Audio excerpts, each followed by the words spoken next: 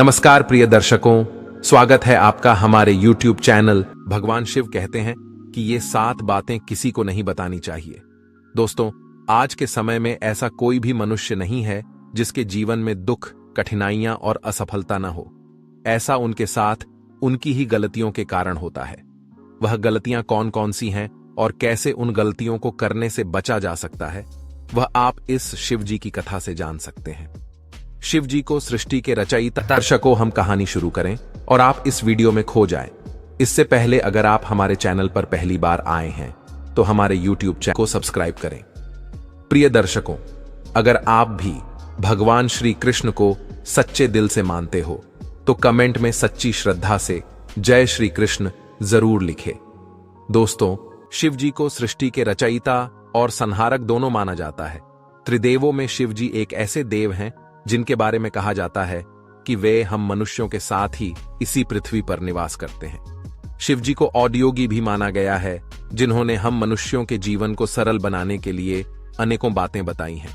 हम मनुष्य कौन कौन सी वो 7 गलतियां करते हैं और उनसे कैसे बचा जाए, वह जानने के लिए यह वीडियो अंत तक अवश्य देखिए। परंतु वीडियो में आगे बढ़ने से पहले हमारे नए दर्शक चैनल को सब्सक्राइब करके बेल आइकन दबाना ना भूलें। दोस्तों, एक बार की बात है, भगवान शिव जी अपनी अर्धांगिनी माता पार्वती के साथ पृथ्वी भ्रमण के लिए निकलते हैं। पृथ्वी भ्रमण के दौरान उन्हें अमीर चंद नाम का एक व्यक्ति दिखाई पड़ता है जो बहुत ही दुखी और उदास था, जिसे देखकर मां पार्वती के मन में उसके दुख और उदासी का कारण जानने की उत्सुकता उत्पन्न हुई और वे शिव जी से प्रश्न करती हैं, हे प्रभु, वह व्यक्ति इतना दुखी और उदास क्यों है? उसके दुख और उदासी का क्या कारण है? तब शिव जी पार्वती जी की बातों का उत्तर देते हुए उनसे कहते हैं, हे देवी, जो भी मनुष्य अपने जीवन में 7 गलतियां करता है वह सदैव दुखी और उदास रहता है। अतः जो भी मनुष्य अपने जीवन में दुख तथा परेशानियों से बचना चाहता है तो उसे इन 7 बातों को अपने जीवन में अच्छी तरह आत्मसात करना होगा। शिव जी के उत्तर से माता पार्वती के मन में उन 7 बातों को जानने की उत्सुकता हुई, तो उन्होंने शिव जी से उन बातों के बारे में पूछ लिया, जिसका उत्तर देते हुए शिव जी बोले, हे प्रिय, मैं अमीर चंद के जीवन से जुड़ी कुछ बातें तुम्हें बताने जा रहा हूं, जिन्हें तुम ध्यान से सुनो। परंतु उससे पहले मैं तुम्हें एक बात बताता हूं कि सदा ही यह बोला जाता है कि धीरे बोलो, कोई सुन ना ले। परंतु कोई भी इस बात को अपने जीवन में नहीं उतारता और वह अपने जीवन का गहरा से गहरा राज भी किसी न किसी व्यक्ति से बता ही देता है, जो सदा ही उसके परिवार में अशांति तथा परेशानियों का कारण बनता है। मनुष्य इस बात को माने या ना माने, परंतु वह अपनी परेशानियां तथा दुखों का कारण स्वयं ही होता है।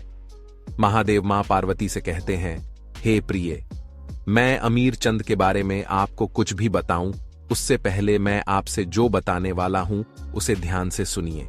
मानव अक्सर यह बोलता है कि धीरे बोलो, कोई सुन ना ले, और यह बात अक्सर मानव के मुंह से निकलती ही रहती है। लेकिन सोचने की बात यह है कि इस वाक्य पर कोई अमल नहीं करता है, क्योंकि कितना भी गुप्त राज्य हो, मानव किसी ना किसी के कानों में बता ही देता है, और अक्सर परिवार में अशांति का कारण मानव स्वयं ही होता है। भगवान शिव आगे कहते हैं कि मनुष्य इस बात को स्वयं अनुभव कर पाए या ना कर पाए, परंतु यही सत्य है। स्वयं को दूसरों के आगे बड़ा दिखाने या फिर स्वयं के लिए दूसरों के मन में सांत्वना या दया का भाव पैदा करने के लिए जाने अनजाने में मानव स्वयं ही अपने राज दूसरों को बता देता है, जो एक ना एक दिन दुख और झगड़े का कारण बन जाता है, जिसके बाद मनुष्य को अपने किए पर पछतावा होता है। हे प्रिय, आज मैं आपको अमीर चंद के बारे में कुछ ऐसी बातें बताऊंगा जिन्हें जानकर आपको यह झांत हो जाएगा कि किसी भी मनुष्य को अपने जीवन के ये 7 गुप्त राज किसी को भी नहीं बताने चाहिए, और क्यों नहीं बताना चाहिए उसके पीछे का कारण भी बताऊंगा।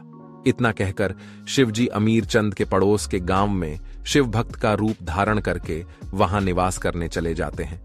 अमीर चंद बहुत ही गरीब था। वह इतना गरीब था कि वह अपने परिवार वालों के लिए 2 समय के भोजन का भी प्रबंध नहीं कर पाता था। ऐसा नहीं था कि वह आलसी या कामचोर था, वह मेहनती था और काम की खोज भी करता था, परंतु उसे कोई भी काम नहीं देता था। काम की खोज में वह दिन भर यहां वहां भटकता रहता और शाम को निराश होकर घर लौट आता। अमीर चंद की बेरोजगारी से उसकी पत्नी बेहद ही निराश रहती थी और उस पर जल्द से जल्द कोई न कोई काम ढूंढने का दबाव बनाती थी। काम न मिलने और अपनी पत्नी की बातों से परेशान होकर एक दिन अमीर चंद उससे कहता है कि मैं काम की तलाश बहुत करता हूं, परंतु मुझे कोई भी काम देने को तैयार नहीं है।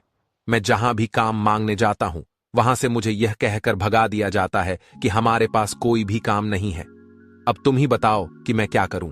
मैं तुम्हें और बच्चों को कैसे पालूंगा, यह चिंता मुझे दिन प्रतिदिन अंदर ही अंदर खाए जा रही है।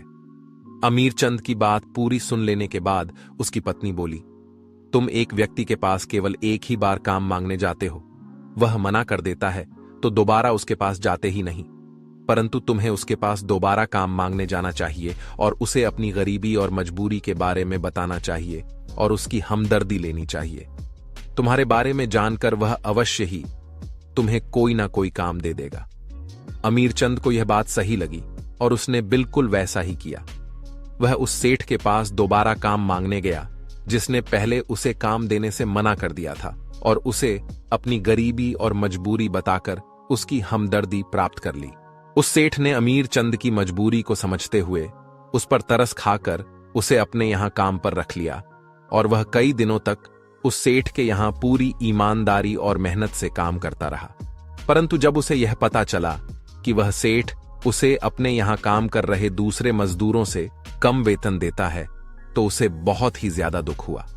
इसका कारण जानने के लिए वह सेठ के पास जा पहुंचा, लेकिन सेठ उसकी बातें सुनकर उस पर क्रोधित हो गया और बोला कि मैंने तुम्हारी मजबूरी को समझते हुए तुम्हें अपने यहां काम दिया और अब तुम मुझ पर ही प्रश्न उठा रहे हो। सेठ की बातें सुनकर अमीर चंद उस समय तो चुप हो गया, परंतु वह अपने मित्रों और रिश्तेदारों से उस सेठ के बारे में बताने लगा। वह सबसे कहता कि मैं जिस सेठ के यहां काम करता हूं वह मुझसे ज्यादा काम करवाता है और वेतन भी कम देता है। समय बीतने के साथ वह सेठ अमीर चंद से अपने दूसरे नौकरों के मुकाबले ज्यादा काम करवाता और उसे वेतन भी कम देता। यह बात अमीर चंद को बहुत खलती थी, क्योंकि कड़ी मेहनत के बाद भी उसे पर्याप्त वेतन नहीं मिलता था, जिस वजह से धीरे धीरे उसका मन काम से ऊबने लगा था, क्योंकि उसके आत्मसम्मान को ठेस पहुंच रही थी। अपना आत्मसम्मान बचाने के लिए अमीर चंद ने एक दिन उस सेठ के यहां से काम छोड़ दिया और घर बैठ गया, जिस कारण कुछ ही दिनों में उसकी पूरी जमा पूंजी खर्च हो गई और वह पहले जैसा गरीब हो गया। अपने परिवार का भरण पोषण करने के लिए अमीर चंद अपने संबंधियों और मित्रों से सहायता मांगने भी गया, परंतु वह सभी उसके बारे में जानते थे कि वह कैसा व्यक्ति है, जिस वजह से वो सब उसे दया का पात्र समझते थे और उसे दिलासा देते थे, परंतु उसकी सहायता नहीं करते थे और पीठ पीछे उसका मजाक भी बनाते थे, क्योंकि उसने उस सेठ के यहां से काम छोड़ दिया था जिसने उसके बुरे दिनों में उसकी सहायता की थी। उन्हें लगता था कि अमीर चंद बेरोजगार है, अगर हम इसे पैसा दे देंगे तो फिर किस प्रकार से यह हमारा पैसा वापस करेगा, इसके पास तो कोई काम भी नहीं है। अपने किसी भी संबंधी और मित्र से सहायता न मिलने के कारण उसे यह बात समझ में आ गई कि जो मित्र और संबंधी उसका अपना होने का दिखावा करते थे, वो कोई भी उसका अपना नहीं था, बल्कि वो तो उसे दया का पात्र समझते थे। परेशानियों के कारण अमीर चंद दिन प्रतिदिन तनावग्रस्त रहने लगा।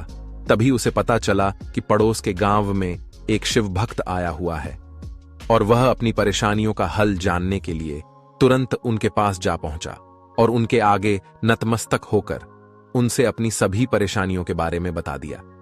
अमीर चंद की सभी परेशानियों के बारे में जानकर वो शिव भक्त, जो कि स्वयं शिवजी ही थे, बोले, शिष्य, तुम्हारे जीवन में जितनी भी परेशानियां हैं उनका कारण स्वयं तुम ही हो।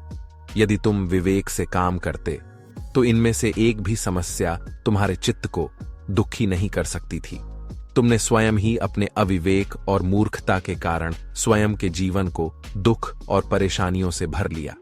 मैं तुमसे ऐसी 7 बातें बताने जा रहा हूं जिन्हें तुम अपने जीवन में आत्मसात कर लेना, जिससे तुम सदा ही दुख और परेशानियों से बचे रहोगे। पहली बात है, कभी भी अपने जीवन की परेशानी और दुखों के बारे में किसी को नहीं बताना, क्योंकि ऐसा करके तुम दूसरों की दया के पात्र बन जाओगे और हो सकता है दया करके वह तुम्हारी सहायता भी कर दे, परंतु आगे चलकर वह तुम्हारा फायदा उठाने से नहीं चुकेगा और तुम्हारा उपहास भी करेगा।